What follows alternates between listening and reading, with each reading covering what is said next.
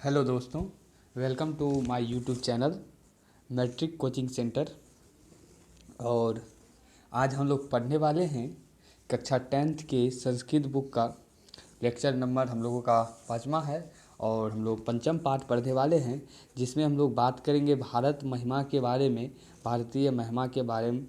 तो भारत में जो विष्णु पुराण और भगवत पुराण से जो दो चार लाइन इसमें लिया गया है, श्लोक लिया गया है, उससे हम लोग अच्छी प्रकार से पढ़ेंगे।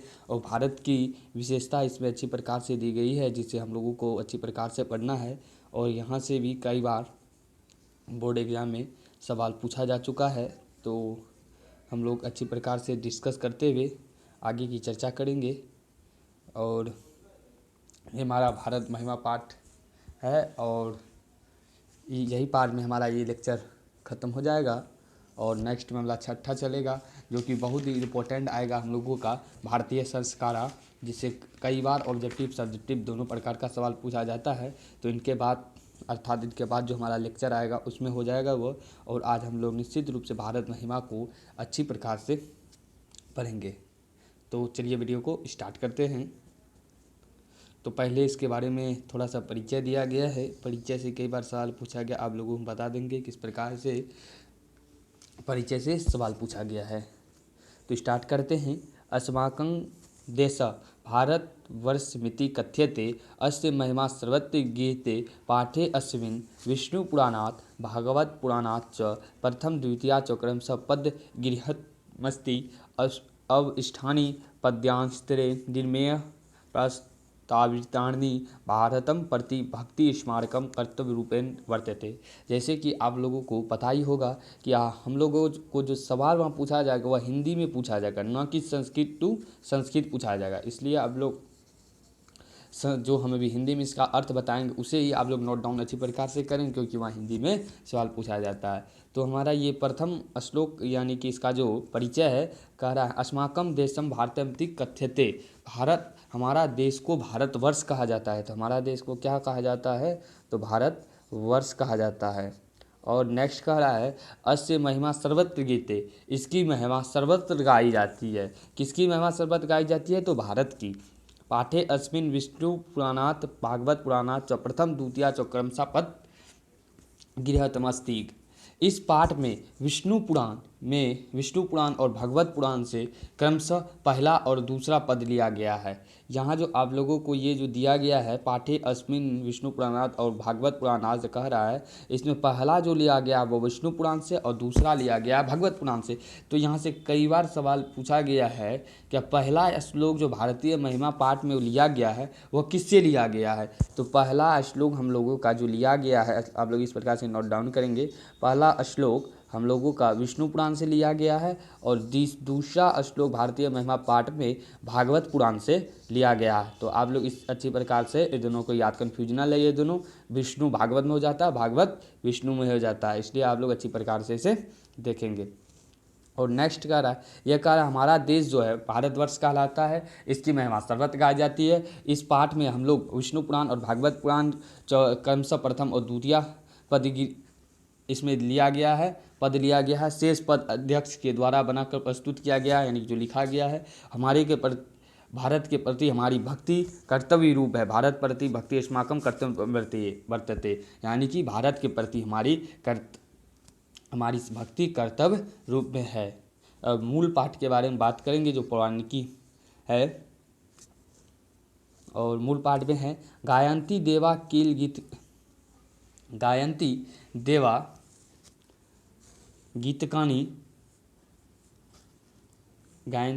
गीतकानि भारत भूमि भागे स्वर्ग पवार्गे अस्त मार्ग भूते भवन्ति भूय पुरुषा श्रुत्वात्। इसका कहने का अर्थ हुआ, प्रस्तुत श्लोक विष्णु पुराण से संकलित है तथा भारतीय पाठ महिमा से उत्तरित है। ये जो है, ये कह रहे हैं, ये जो श्लोक दिया गया है ये भारतीय विष्णु पुराण से, पहले आप लोगों को पता है पहला श्लोक इसमें किससे है? तो वो पहला श्लोक हम लोगों का विष्णु पुराण से, जैसे आप लोगों को पहले ही बताए हैं हम। और इसमें कहा गया है वे मनुष्य धन हैं जो स्वर्ग और मोक्ष प्रदान करने वाला पवित्र भारत भूमि पर जन्म लेते हैं। तो इस कहने, ये श्लोक कहने का अर्थ है वह मनुष्य धन्य है जो भारत में जन्म लेता है, जो स्वर्ग और मोक्ष प्रदान करने वाला पवित्र भूमि कौन सा है, तो भारत है। इस पर व्यक्ति का जन्म लेना सौभाग्य की बात है। देवता भी इस भूभाग पर आने के लिए भारत यश गाते हुए प्रार्थना किया करता है। भारत में जो जन्म लिया है वह सौभाग्य की बात है, और पुनः इन्हें देवता भी इस पर जन्म लेने के लिए, भारत भूमि पर जन्म लेने के लिए सौभाग्य की बात प्राप्त करते हैं। तो कई बार पूछा गया है कि देवता किस भूमि पर, देवता जो है किस भूमि पर आने के लिए प्रार्थना करता है, तो अमेरिका दे देगा, पाकिस्तान देगा, इसी प्रकार से पाकिस्तान, नेपाल और भारत दिया जाएगा। तो आप लोगों को करेक्ट आंसर इसमें भारत मारना है।